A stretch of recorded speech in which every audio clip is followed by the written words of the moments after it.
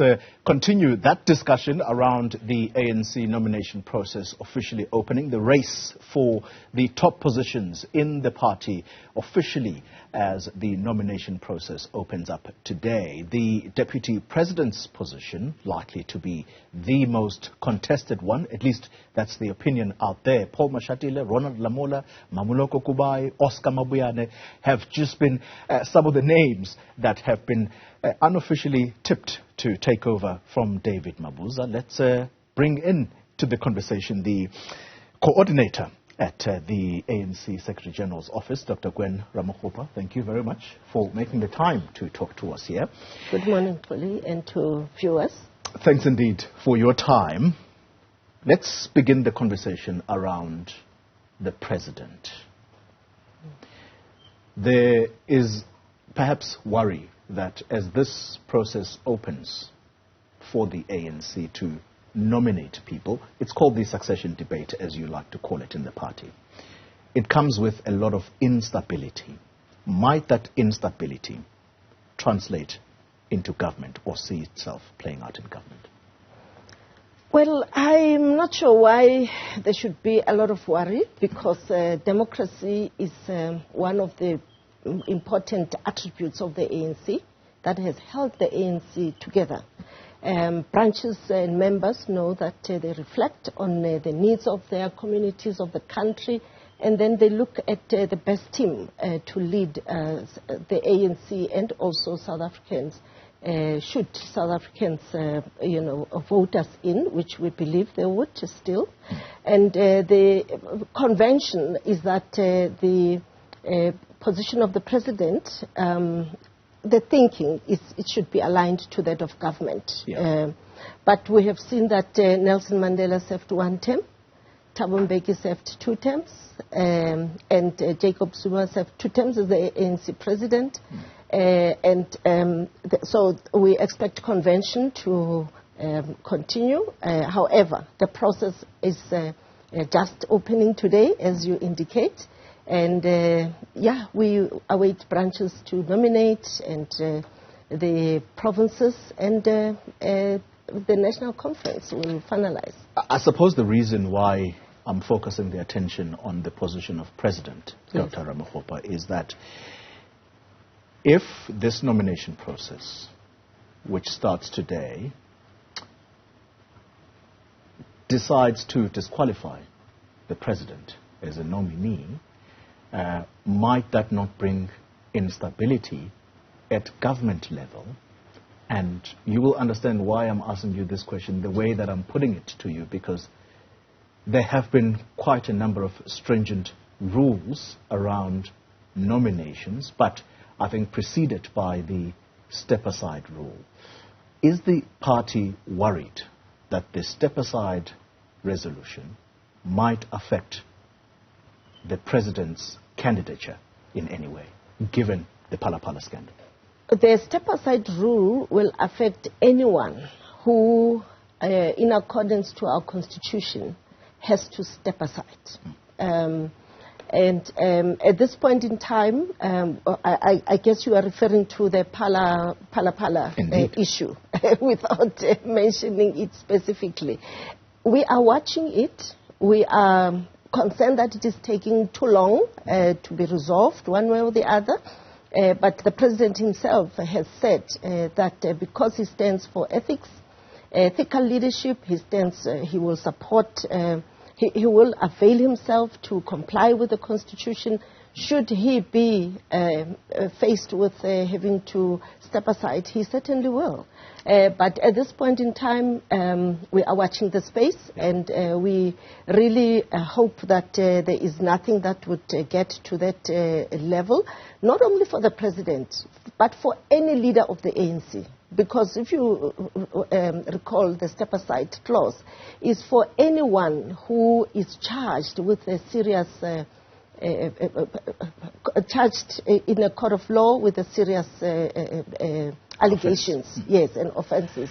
So you don't want any leader of the ANC who have been to that level of leadership at the national level to be charged. It's always a pain for any institution, whether political, or corporate, or even in society.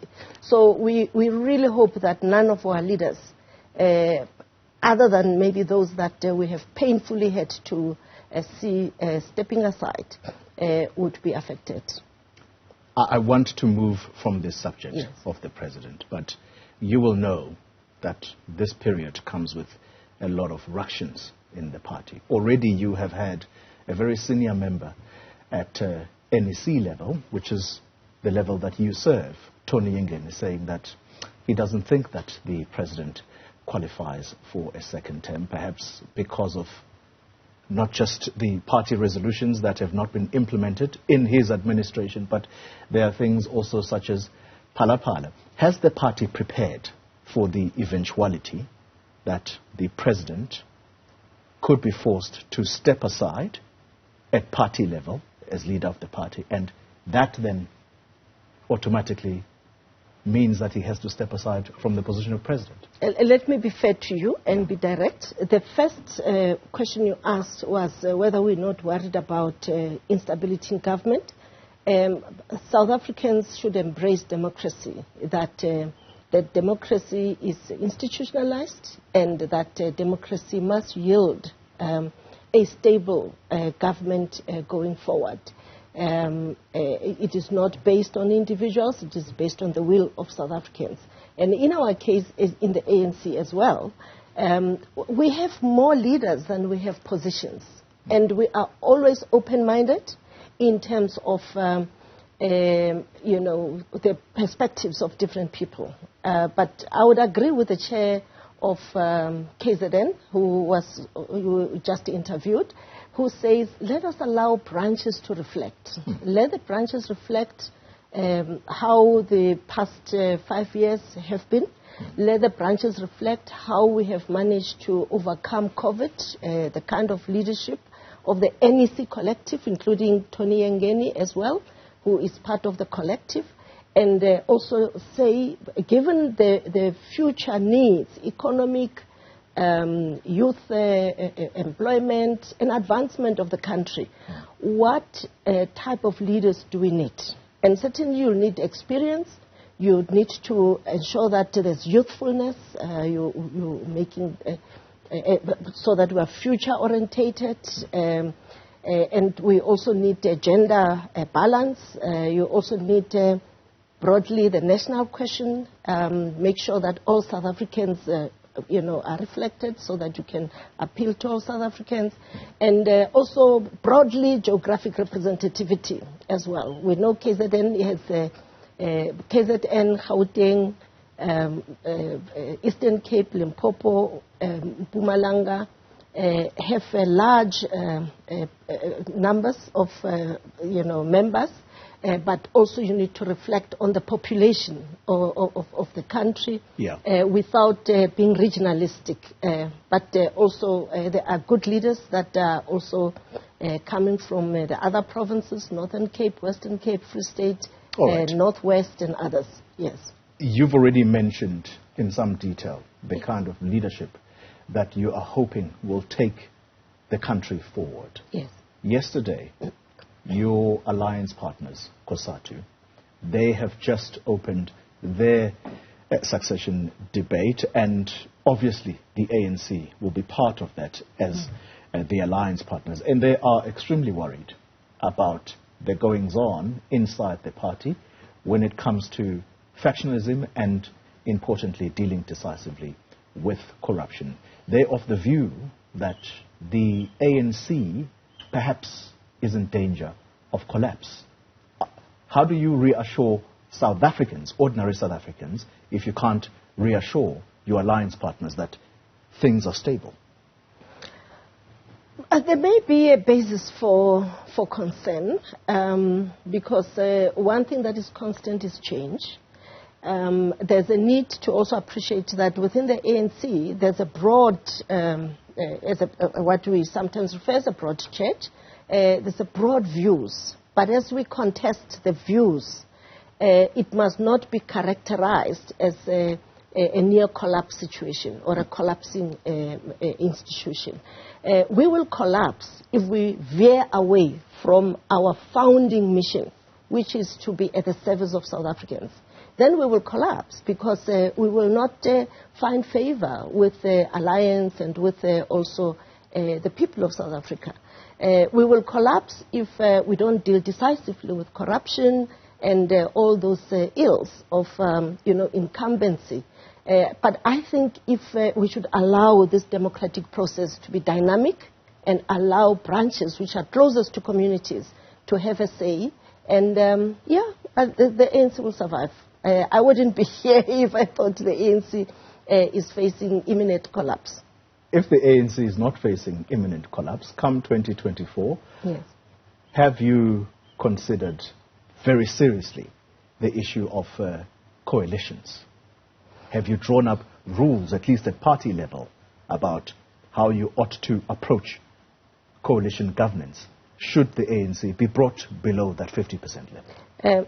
I can assure you that especially the outcome of 2021 local government elections is an important issue that we always reflect on, almost on a daily basis. And we are strengthening our capability and capacity to be accountable to communities. And that is why the Legima campaign, sometimes, a high-profile figure like the president does also join Legima campaign. But I can assure you that in almost all provinces now, on a weekly basis, the ANC members join the community and supporting the rebuilding of communities. So we are going back to basics, back to our founding mission of serving South Africans.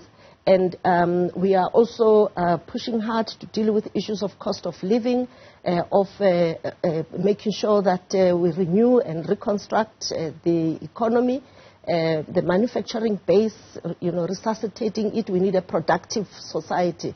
So, and social cohesion in general, working with others. So we're working hard to make sure that 2024 we inspire South Africans to see us as more servant leaders for the rebuilding of our country, especially post-COVID-19. When you talk about the cost of living, I'm glad you touched on that subject. Yes.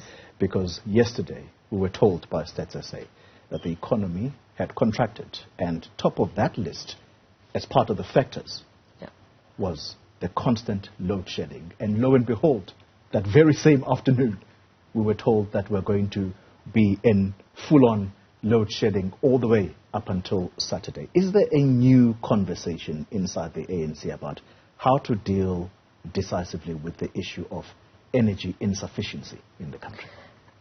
I just want to also maybe cold comfort to South Africans that these issues of energy security are not only a concern for a country like South Africa, it's a global concern. If you look at Australia, you look at even France and Germany, looking at the impact as well of the Ukraine-Russian war and all that. So the energy security is a concern, and also the just transition. So we are working hard to look at an energy mix that is more sustainable, that goes beyond just depending on fossil fuel. We have also the hydrogen economy. We're looking at the hydrogen economy. We're looking at solar and all that. So I think what we need to do as South Africans, we need to recognize that in as much as we want to sustain what we had in the past, and we must get Eskom going as well and doing better, we also need to look at how we prepare better for the future. And the opportunities are there, and we need to work together to focus on that. As we inch ever so close, final question this. As we inch closer to 2024, it would appear, at least at face value for now, that the immigration issue might be an election issue, might be a rallying point come those elections. The ANC has relationships, particularly at party level, whether you talk Zimbabwe or other neighboring countries, Mozambique, you name it. Are there conversations going on there about the scourge of illegal immigrants that are in our country? And if there are no conversations, why not? From my knowledge, there is no country which encourages their citizens to illegally come to South Africa. And all countries actually, when there are discussions around the foreign nationals and their nationals in the country, they encourage them to use the correct migration processes, which are official agreements between South Africa and the neighboring countries and also globally. And they also encourage South Africa to manage its borders properly. And also themselves, they are trying to manage their borders properly. You must remember that Africa used to be this one big continent without boundaries and borders and all that.